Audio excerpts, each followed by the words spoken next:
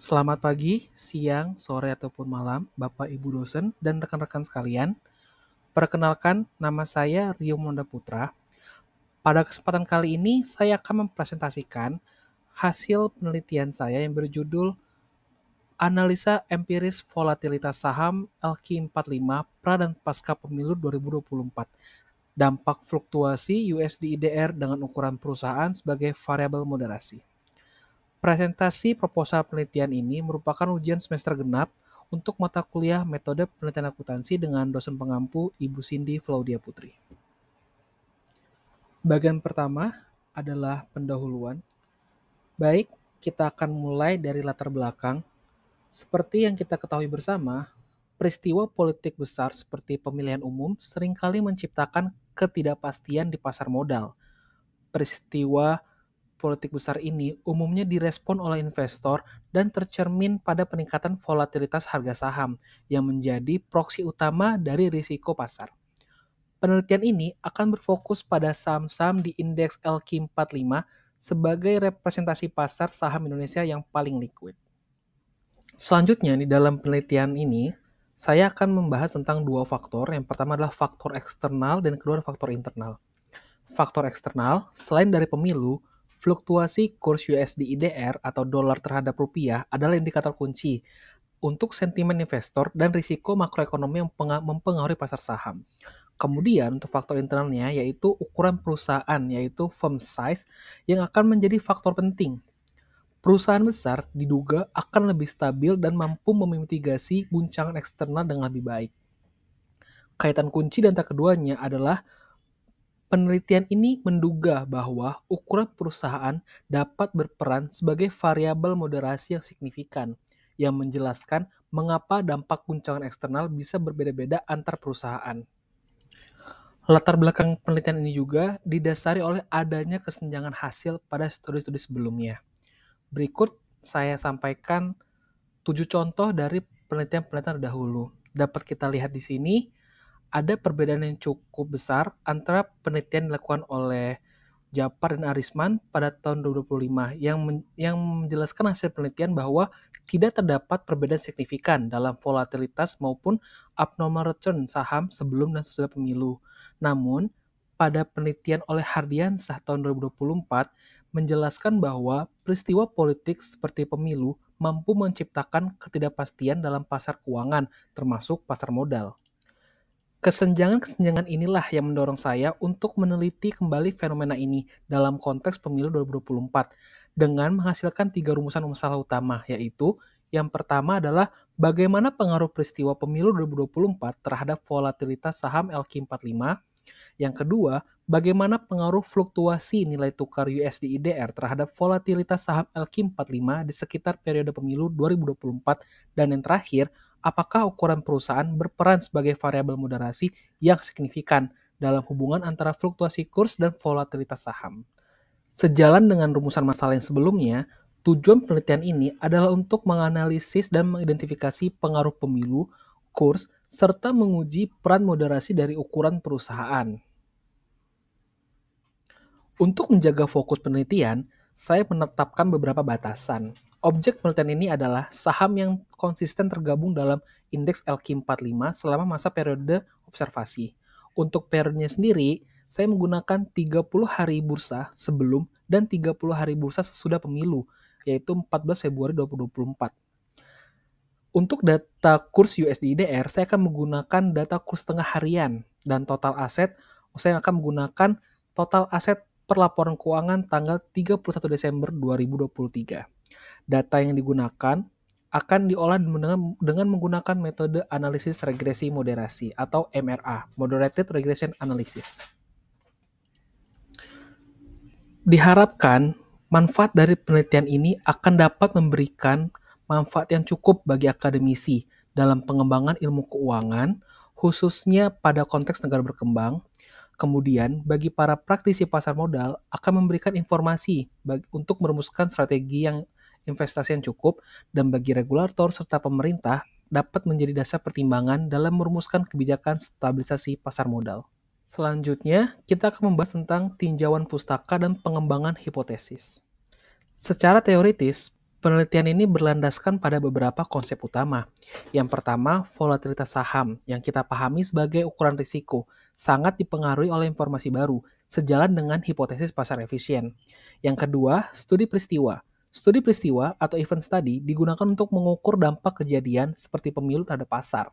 Yang ketiga, fluktuasi nilai tukar. Fluktuasi nilai tukar terbukti memiliki efek rambatan atau spillover effect ke pasar saham, yang artinya gejolak pada pasar mata uang dapat memicu perubahan signifikan dalam aktivitas pasar saham dan turut membentuk ekspektasi para investor. Kemudian, teori keuangan yang menyatakan bahwa perusahaan besar cenderung lebih tahan terhadap guncangan eksternal.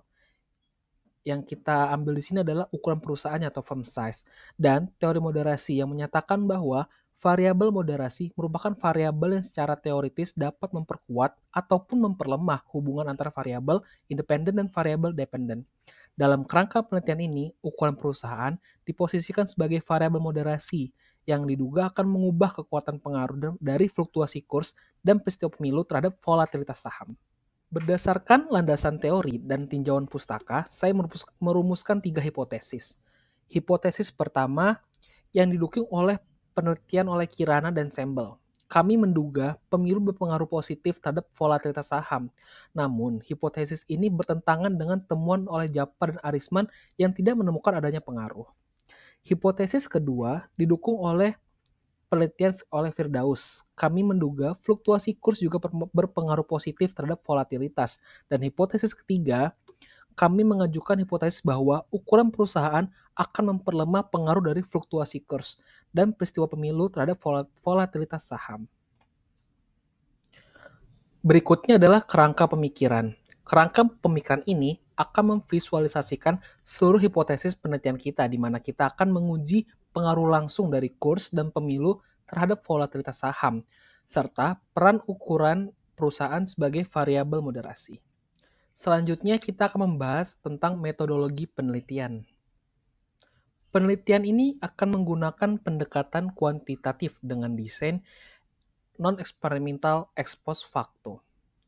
Penelitian ini akan menjelaskan hubungan antar variabel menggunakan data sekunder yang didapatkan dari sumber eksternal seperti Yahoo Finance, Bursa Efek Indonesia, dan Bank Indonesia. Populasi dari penelitian ini adalah saham yang berada dalam indeks LQ45 pada periode penelitian, dan sampelnya akan menggunakan metode purposive sampling dengan kriteria perusahaan yang konsisten terdaftar di LQ45 selama periode observasi dan memiliki data harga saham dan total aset yang lengkap di laporan keuangannya. Definisi operasi variabel, penelitian ini akan menggunakan 4 variabel, yaitu X1 yang berupa variabel independen, yaitu kurs USD IDR, yang akan diukur dengan return log harian dari kurs tengah Bank Indonesia.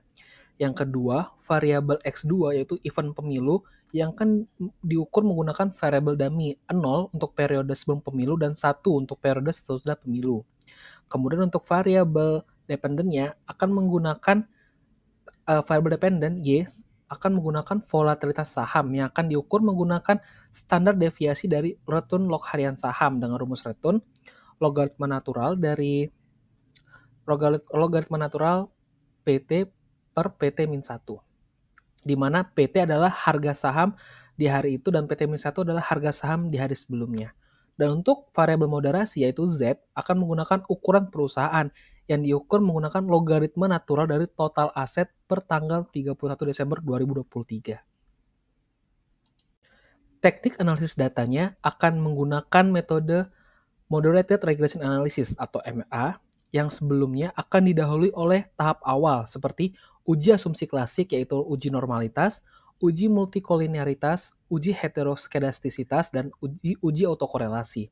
Kemudian akan dilanjutkan dengan uji hipotesis yaitu uji F secara simultan dan uji T secara parsial pada tingkat signifikansi 5% yaitu alpha sama dengan 0,05.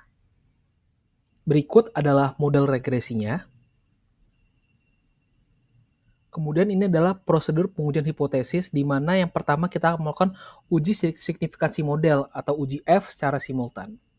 Uji ini bertujuan untuk mengetahui apakah seluruh variabel independen dan moderasi secara bersama-sama memiliki pengaruh yang signifikan terhadap volatilitas saham. Kemudian, uji signifikansi koefisien regresi atau uji secara parsial. Uji ini akan digunakan untuk menguji pengaruh masing-masing variabel secara individual terhadap volatilitas saham, termasuk menguji efek moderasi. Masih bagian dalam uji signifikansi, yaitu adalah uji efek moderasi. Setelah itu, kita akan melakukan uji koefisien determinasi atau R2.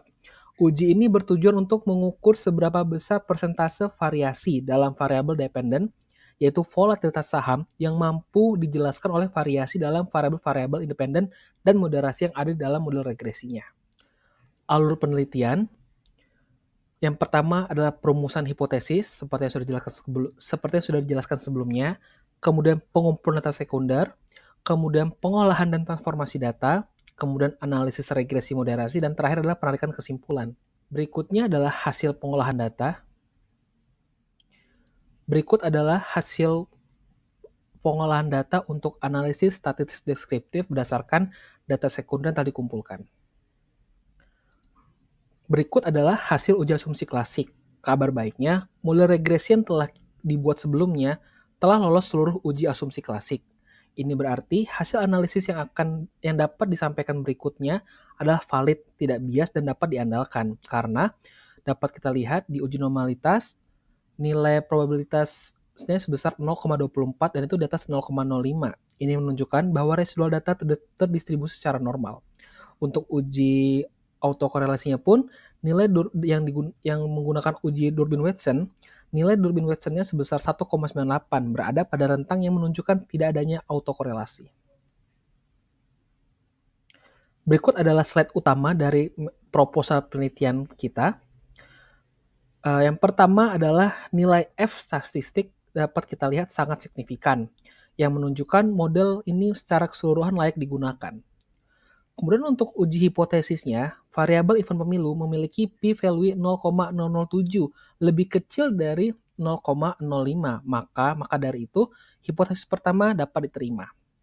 Kemudian, variabel kurs USD/IDR-nya memiliki p-value 0,000, sangat signifikan, maka H2 dapat diterima. Dan yang paling penting, variabel interaksi antara kurs dan size perusahaan memiliki p-value 0,019. Juga signifikan, ini dapat berarti H3 diterima. Sebagai penutup, izinkan saya menyampaikan kesimpulan. Penelitian ini menyimpulkan bahwa pemilu 2024 dan fluktuasi kurs USD/IDR secara signifikan meningkatkan volatilitas saham LQ45. Namun, ukuran perusahaan terbukti mampu memoderasi atau meredam sebagian dari risiko tersebut. Walaupun demikian, penelitian ini memiliki keterbatasan, yaitu variabel kami hanya mampu menjelaskan sekitar 9,8% dari total variasi volatilitas, yang artinya masih banyak faktor lain di luar sana. Sebagai saran praktis bagi investor lainnya, temuan ini menyeratkan bahwa saham perusahaan besar ataupun large capital dapat menjadi pilihan aset yang lebih defensif saat kondisi pasar sedang tidak menentu. Demikianlah presentasi yang dapat saya sampaikan. Kurang lebihnya saya mohon maaf dan terima kasih atas segala perhatian dari Bapak Ibu dosen semuanya serta rekan-rekan. Sampai jumpa di pertemuan selanjutnya.